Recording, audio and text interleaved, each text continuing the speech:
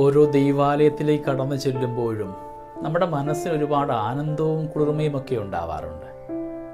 അവിടുത്തെ ക്രമീകരണങ്ങളുടെ ചന്തമോ ദൈവാലയത്തിൻ്റെ മനോഹാരിതയോ ഒന്നുമല്ല അതിന് കാരണം, മറിച്ച് അവിടെയുള്ള ദൈവിക സാന്നിധ്യമാണ്. ഇന്നും ജീവിക്കുന്ന ലോകത്തിൻ്റെ പ്രകാശമായ മിശിഹായുടെ സാന്നിധ്യമാണ് ആ ദൈവാലയത്തെ പവിത്രമാക്കി മാറ്റുക. ഈശോയെ വഹിക്കുന്ന ഇടമായി നാം ഓരോരുത്തരും മാറണമെന്നൊരു ഓർമ്മപ്പെടുത്തലും ഇന്ന് ഇതിൻ്റെ കൂടെ ഉണ്ടാവുന്നുണ്ട്. ഈശോയെ വഹിക്കുന്ന ഇടങ്ങളൊക്കെ നന്മയുടെ ഇടം തന്നെയാണ്. തിരുസക്രാരിയെ വണങ്ങുമ്പോൾ ഓർത്തുകൊള്ളുക, പരിശുദ്ധ അമ്മയായിരുന്നു ഏറ്റവും ആദ്യ സക്രാരി.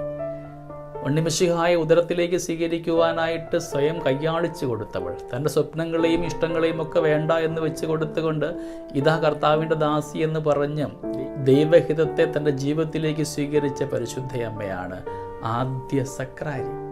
നാമും ഇന്ന് കുദാശയിലൂടെ ഈശോയെ സ്വീകരിക്കുമ്പോൾ നമ്മുടെ ജീവിതമൊക്കെ സക്രാരിക്ക് തുല്യമാണോ, സക്രാരിക്ക് പറ്റിയ പവിത്രതയിലാണോ നാം കഴിയുക എന്ന് ധ്യാനിക്കുന്നത് നല്ലതായിരിക്കും. ആദ്യ സക്രാരിയായ പരിശുദ്ധ അമ്മേ, ഉണ്ണിമിശിഹായെ വഹിച്ചുകൊണ്ടുള്ളതിൻ്റെ ആദ്യ പ്രദക്ഷിണം എലിശ പുണ്യതര ഭവനത്തിലേക്കായിരുന്നു.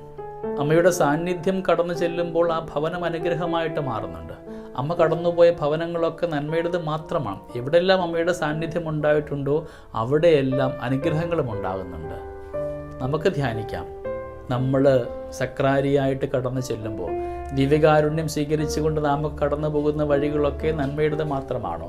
നാം കടന്നു ചെല്ലുന്ന ഇടങ്ങളൊക്കെ ആനന്ദദായകമാണോ? നമ്മുടെ സാന്നിധ്യം നമ്മുടെ കൂടെയുള്ളവർക്ക് സന്തോഷദായകമാണോ അതോ സങ്കടത്തിന് കാരണമാകുന്നുണ്ടോ ധ്യാനിക്കാം. സക്രാരി പോലെ പവിത്രമായൊരു ജീവിതമാകുവാൻ പരിശുദ്ധയമ്മ കേട്ട വചനം ഹൃദയത്തിൽ രൂപപ്പെടുവാനായിട്ടും അത് മാംസമായിട്ട് മാറുവാനായിട്ടും തിരുക്കുമാരനായിട്ടത് പുറത്തേക്ക് വരുവാനും മനസ്സ് കാണിച്ചതുപോലെ നമ്മുടെ ജീവിതത്തിൽ നാമൊക്കെ കേൾക്കുന്ന വചനങ്ങളൊക്കെ അവിടെ വളരുവാനായിട്ട് അവ നന്മയുടെ ഭാവത്തിൽ പുറത്തേക്ക് വരുവാനായിട്ടും കടന്നു പോകുന്ന ഇടങ്ങളിലൊക്കെ നന്മ സമ്മാനിച്ചുകൊണ്ട് നാം ഓരോരുത്തരും സഞ്ചരിക്കുന്ന സക്രാരികളായിട്ട് മാറുവാനായിട്ട് തീരുമാനമെടുക്കാം. ഏറ്റവും പവിത്രമായ പുണ്യമായ ഒരു ജീവിതമായി, ആലയമായി, ദൈവം വസിക്കാൻ ആഗ്രഹിക്കുന്ന നന്മയിടമായി നമ്മുടെ ജീവിതത്തെ മാറ്റിക്കൊണ്ട് ഈ ദിനത്തെ അനുഗ്രഹമാക്കാം. തിരുസക്രാരിയായ പരിശുദ്ധ അമ്മേ, അമ്മ വഹിച്ചതുപോലെ ഞങ്ങളുടെ ജീവിത മേഖലയിലും ക്രിസ്തുവിനെ വഹിച്ചുകൊണ്ട് പോകുവാനുള്ള കൃപ ഞങ്ങൾക്ക് സമ്മാനിക്കണമെന്നാവട്ടെ ഇന്നിൻ്റെ പ്രാർത്ഥന. ദൈവം നമ്മളെല്ലാവരെയും സമൃദ്ധമായി അനുഗ്രഹിക്കട്ടെ.